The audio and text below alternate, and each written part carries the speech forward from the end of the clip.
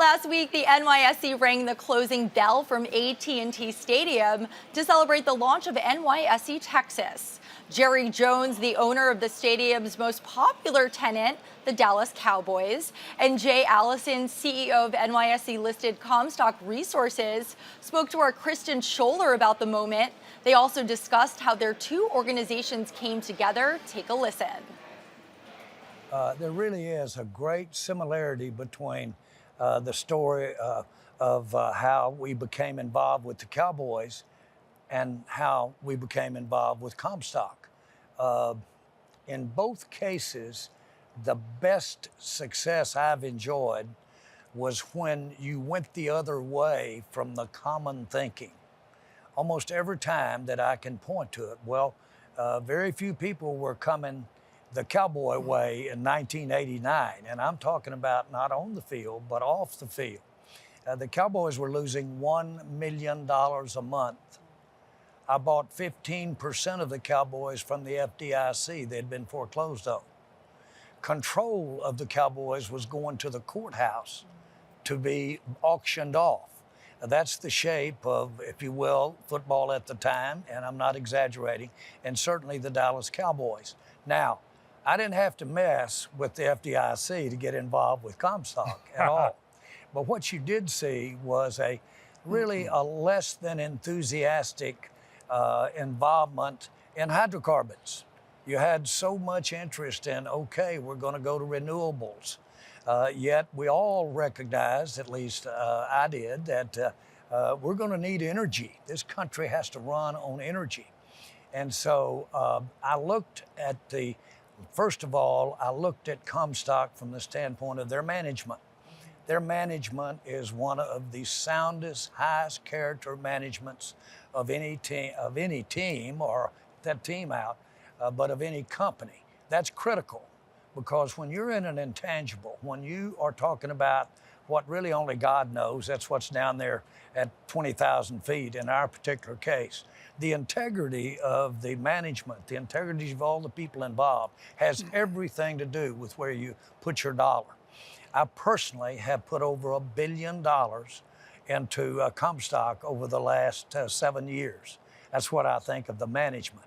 But of course, we're mighty proud of the fact that, frankly, we have the most gas in the right place of anybody in the United States. And that's a big deal for us in Comstock.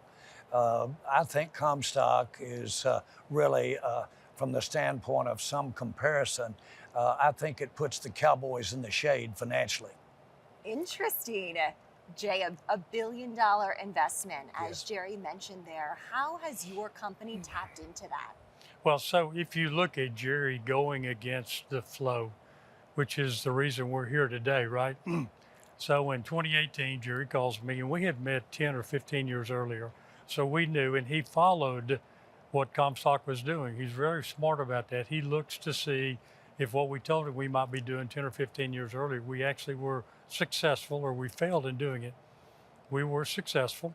So he called January 5th of 2018, and he said, I'd like to drill some wells with you. And so everybody, if you're a natural gas company, you're in the valley.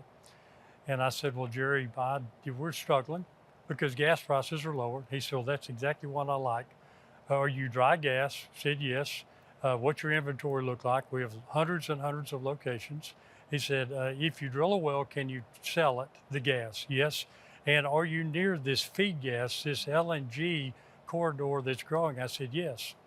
So he puts his company in, and the beauty of this is then as he understands more and more of the public arena, we buy a company for $2.2 billion in 2019. Jerry Jones family, they write a $475 million check. Now that's a big check, since he just put $625 million or so of his personal wealth in the year before. And then we come and we perform really well. And when gas was the lowest that it's been in 30 years, it's a great example. Last year, gas was $1.98. So you visit with Jerry and you say, well, what do you want to do? He said, well, I want to buy all that acreage that we need to buy. And I'll say, well, the market may not like it. He said, but we should be buying it, right? I said, we should. He said, well, I'll buy another $100 million of stock from the company. So today, where do we end up? We end up with 700,000 gross acres where in East Texas.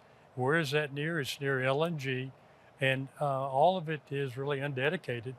So if you're a hyperscaler or if you're a LNG purchaser, we're the closest, largest contiguous gas source near where your need is, and that's because of Jerry. yeah, unquestionably, it's the gas, it's the reserves, it's where you have the ability to go in economically when the need is there for the marketplace.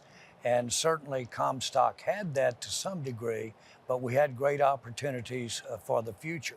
And I don't mind telling you, there's a great similarity. You pick that phone up with your left hand and you're selling with your left hand, and then all of a sudden you get a right hand and that's not going so good, might have a dry hole. And I say that cavalierly, but might have, your voice can't break, you got to keep it rolling over there. Jay's got some of that, and so does his team. What are the similarities, Jerry, between exploration to this extent and your experience as owner of the Dallas Cowboys? Well, it's hard to keep the players in at night, but so that's one of the challenges. So there's ambiguity, all right? And for example of one, okay? It's hard to know what's 20,000 feet down there, so there's a little ambiguity. It is critical to have the most competitors, the hardest working.